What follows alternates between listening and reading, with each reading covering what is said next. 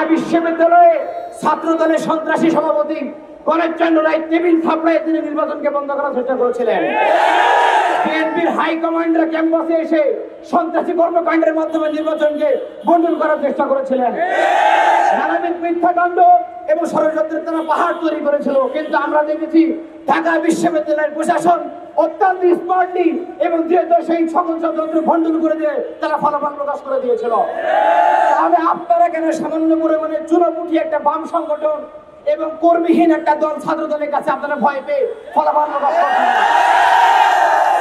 সংগ্রামী উপস্থিতি, আমরা বলতে চাই আপনাদেরকে আমরা অনেক সময় দিয়েছি, শিক্ষার্থীরা আপনাদেরকে সময় দিয়েছে।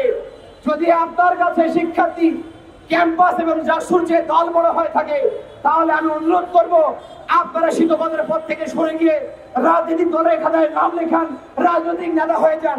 আপনার জন্য জায়গা এটাই। শিক্ষকের মতো মহৎ পেশা এবং ভিসির মতো গুরুত্বপূর্ণ চেয়ার আপনার জন্য নয়। আপনাদের মতো প্রশাসনের কারণে জাহাঙ্গীরনগর বিশ্ববিদ্যালয় আজকে কলঙ্কিত হয়েছে। জাহাঙ্গীরনগর বিশ্ববিদ্যালয় প্রশাসন আজকে ছাত্রদের বিস্ফোরণে পরিণত হয়েছে। দীর্ঘ 33 বছর পরে জাহাঙ্গীরনগর বিশ্ববিদ্যালয়ে ছাত্র সংসদ নির্বাচন শুরু হয়েছে। জুলাই অভ্যুত্থানের অন্যতম দাবি ছিল ছাত্র সংসদ ভিত্তিক ছাত্র রাজনীতি দেশে চালু থাকবে। তারই ধারাবাহিকতায় গত 9 সেপ্টেম্বর ঢাকা বিশ্ববিদ্যালয়ে চমৎকার পরিবেশে সুষ্ঠুভাবে ছাত্র সংসদ নির্বাচন অনুষ্ঠিত হয়েছে এবং তারই আলোকে গতকাল 10 সেপ্টেম্বর জাহাঙ্গীরনগর বিশ্ববিদ্যালয়ে অত্যন্ত মনোমুগ্ধকর পরিবেশে নির্বাচন শুরু হয়েছিল। কিন্তু আমরা দেখেছি অথর্ব নির্বাচন কমিশন এবং বিশ্ববিদ্যালয়ের প্রশাসনের পরিকল্পনায় বিএনপি এবং বামদের যোগ সাজসে বর্তমানে রেজাল্টকে পরিকল্পিতভাবে বিলম্বিত করা হচ্ছে। আমরা দেখেছি, আপনারা জেনে থাকবেন, জাহাঙ্গীরনগর বিশ্ববিদ্যালয়ে যে অব্যবস্থাপনাগুলো চলছে, এত লম্বা তালিকা আমরা প্রকাশ করে শেষ করতে পারবো না। পৃথিবীর ইতিহাসে কোথাও এমন নির্বাচন হয় নাই যেখানে কোনো পুলিং এজেন্ট নাই। জাহাঙ্গীরনগর বিশ্ববিদ্যালয়ে কোনো পুলিং এজেন্ট রাখা হয় নাই। গতকাল রাতের বেলা আন্দোলন করে আমরা বাধ্য হয়েছি পুলিং এজেন্ট দিতে হবে, প্রশাসন বাধ্য হয়ে এক পর্যায়ে তারা দিয়ে ফেলেছে। পুলিং এজেন্ট যখন সকালবেলা উপস্থিত হয়েছে তখন তাদেরকে আর ঢুকতে দেওয়া হয় না ভোট কেন্দ্রের মধ্যে, বলা হয় এর কোনো নিয়ম নাই। এরপরে আমরা দেখেছি সাংবাদিকরা গিয়েছে তথ্য নেওয়ার জন্য নির্বাচন কেমন হচ্ছে, সেখানে বলা হচ্ছে 5 সেকেন্ড সময় দেওয়া হলো, ফুটেজ নিয়ে আপনারা সেখান থেকে চলে যাবেন। আমরা দেখেছি ছাত্র দল বিভিন্ন হলে, রবীন্দ্রনাথ হলে, ভাসানী হলে, 10 নম্বর হলে এবং 21 নম্বর হলের সামনে ছাত্র দল তারে শোডাউন বসিয়েছে। গেটের সামনে তারা দাঁড়িয়েছিল এবং শুধু তাই না, জাহানারা হলের মধ্যে গিয়ে তারা একজন গার্ডকে পিটিয়ে চলে এসেছে। যখন আমরা এসব কথা বলেছি তখন তারা বলা শুরু করেছে এই নির্বাচনী মেশিন নাকি জামাত থেকে নিয়ে আসা হয়েছে, এই মেশিন নাকি শিবির থেকে নিয়ে আসা হয়েছে। তাদের দল টানা ভিজিকে যখন তারা দায় দিতে পারে না, নির্বাচন কমিশনকে যখন দায় দিতে পারে না, তখন দায় দেয় জড়বস্তু মেশিনের উপর, সেই মেশিন নাকি সমস্যা। এই প্রশ্ন এবং লজ্জার কাজ আপনারা বন্ধ করেন।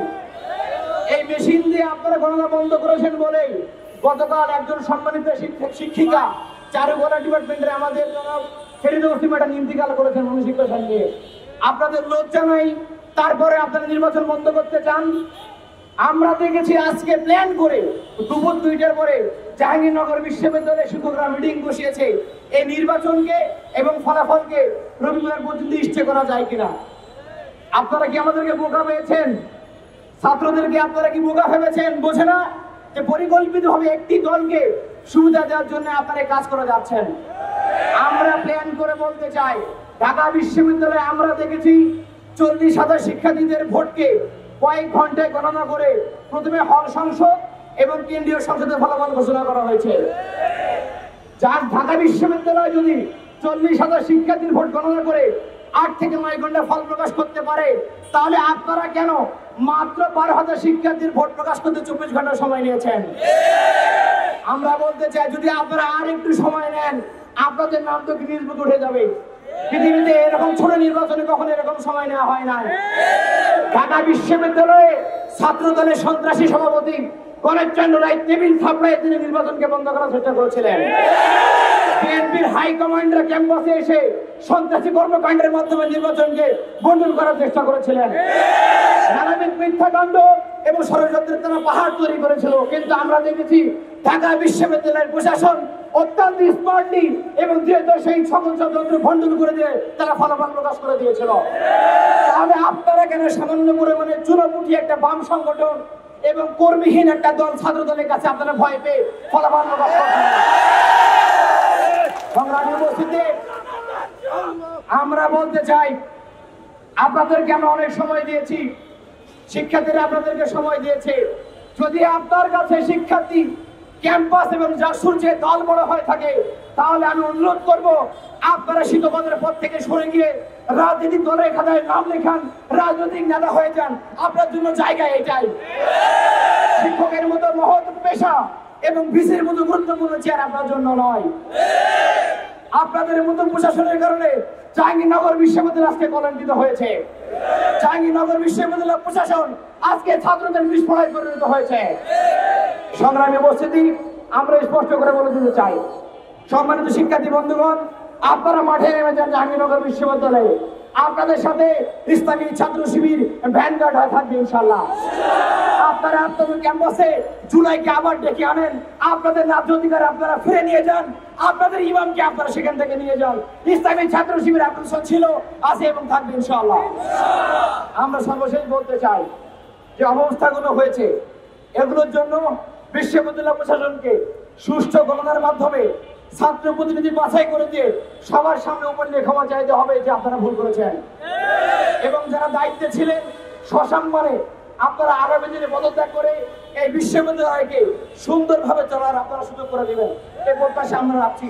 সম্মানিত উপস্থিতি, আগামী দিনে রাজশাহী বিশ্ববিদ্যালয় এবং চট্টগ্রাম বিশ্ববিদ্যালয় নির্বাচনে আমরা ছাত্রদের সাথে থেকে সুষ্ঠু নির্বাচন করবে। আমরা দেখিয়ে দিব এদেশের জুলাই শক্তিরা কখনো পরাজিত হতে পারে না।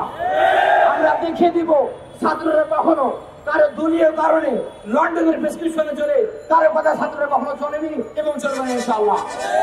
আগামী দিনে দেশ ইসলাম রক্ষার আন্দোলনে সবাইকে অংশগ্রহণ করার উদাত্ত আহ্বান জানিয়ে আমার বক্তব্য শেষ করছি। আসসালামু আলাইকুম রহমতুল্লাহ। বাংলাদেশ জিন্দাবাদ, ইসলামী ছাত্র শিবির জিন্দাবাদ।